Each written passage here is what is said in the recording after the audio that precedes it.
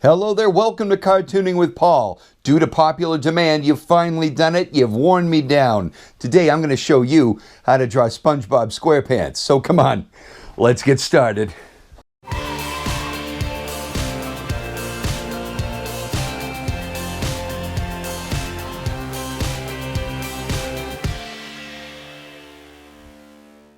Alright guys, like I said, you've finally beaten me down. I'm finally getting around to a highly requested video. Yeah, now we're talking. Yeah. Ouch. SpongeBob SquarePants. Yeah. So when drawing SpongeBob SquarePants, we have to remember that he is a flexible rectangular shape. What I'm gonna first do though, because his face is very squared off, right? So I like to draw him as a square first, and then I'll put in the rest of the shape. So we've got his squared off head, right? It's really down here. And then I will go in and I will finish off the shape of the rectangle. Because I want him to be kind of curved, we're going to draw in that angle just like that. And then we got to make sure that the depth of his body is about this thick. Okay? And I'm going to curve it like that. I think that will give us the shape that we're looking for. Now notice I'm also giving him a little dimension too. This body is kind of going off into the distance a little bit. It makes the drawing more interesting and gives him a little dimension. Okay, so before I start anything, I like to just kind of figure out and make sure that I have enough room for his clothing. That. And then while I'm here, I usually throw in his collar because I'm a little OCD.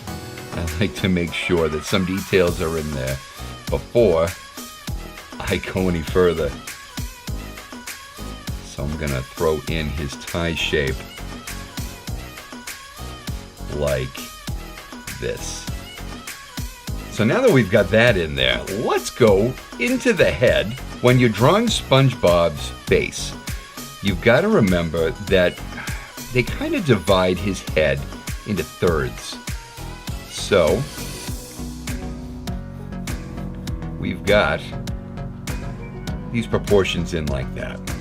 His eyes are in the top third of his body, or of his head, kind of like this. And they will overlap. They are very rounded, circular shapes, and then they alter the shape for whatever expression they're going to give him. But for right now, they're perfect circles, and this one overlaps that one a little bit. Then what I do is I will give him these two ovals for his cheeks, and then I will give him his nose. His nose starts here between the eyes. And then it is a long, kind of like hot dog type shape. It's widest at the end of his nose, and then it kind of gets thinner when it gets closer to his face. Just like that. Now, depending on the expression, he either has an overbite or he just has this very, very squared off mouth. But the drawing that I'm using for reference has him to the side, so we're going to give him that very Nickelodeon looking overbite shape. So what I do is I give him his laugh line inside his cheek, and then I meet the end of his lip, and I connect the two just like that. His two teeth are right in the center, and there's a little gap between the two, and they are very, very squared off. Okay, So there's a tooth, there's a tooth. I'm just going to darken those in. Just like that. Now the reference drawing I'm looking at has his mouth wide open, so I'm just going to stick with that. And draw it in like this.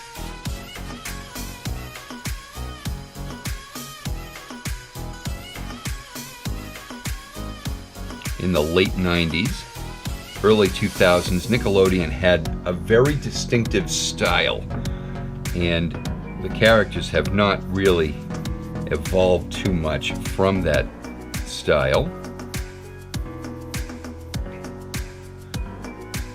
And I'm just going to shade this in like that. Okay, so far, I think we're doing all right.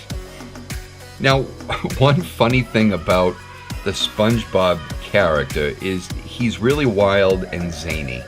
So, his eyes are usually very wide open, and he gives very blank stares. So this is going to be one of the only times I will draw those irises and pupils right dead in the center.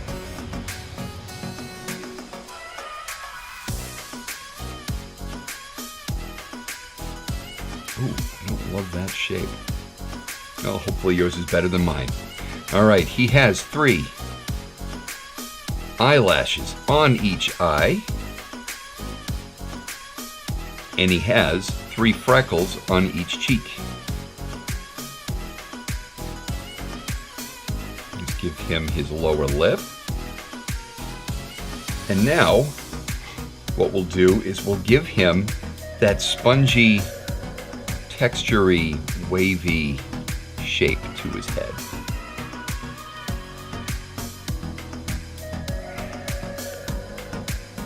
Don't want to go too crazy, but he's very wavy.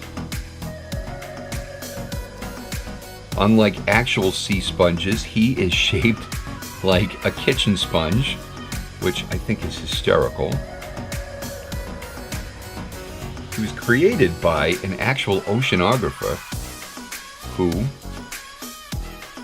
devised this character as a fun way of teaching about ocean life, and then it just evolved into this wild, zany cartoon. So we're going to draw in those ovals and circles, those porous shapes to the sponge. Just like this. You want to differ the sizes so that it doesn't get boring. This one's quite big. Just like this. Notice each one of these is a different size, different shape.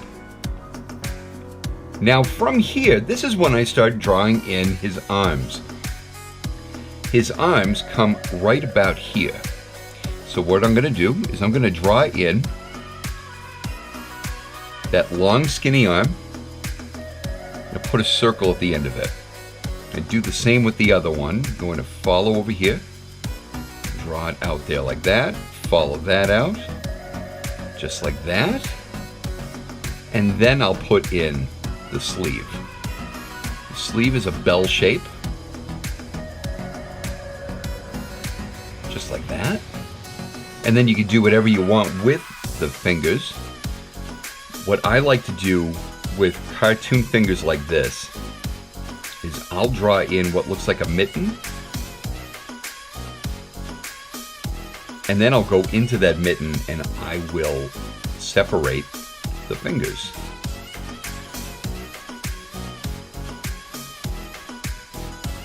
This one is too small, so bigger.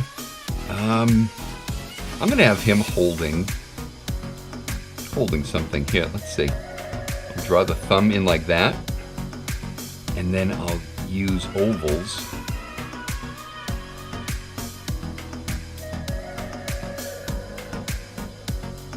They're kind of like sausage fingers here. I didn't mean to draw them that thick, but here we go. I'm gonna have him holding a balloon, as one does at the bottom of the ocean.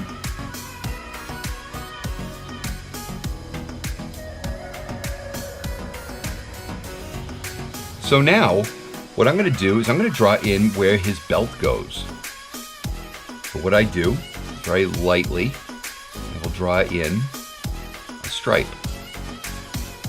And then from that stripe, I will put in those rectangles, and I'll just shade in the rectangles so you can see where that belt is. And it gives the impression of belt loops without drawing them in.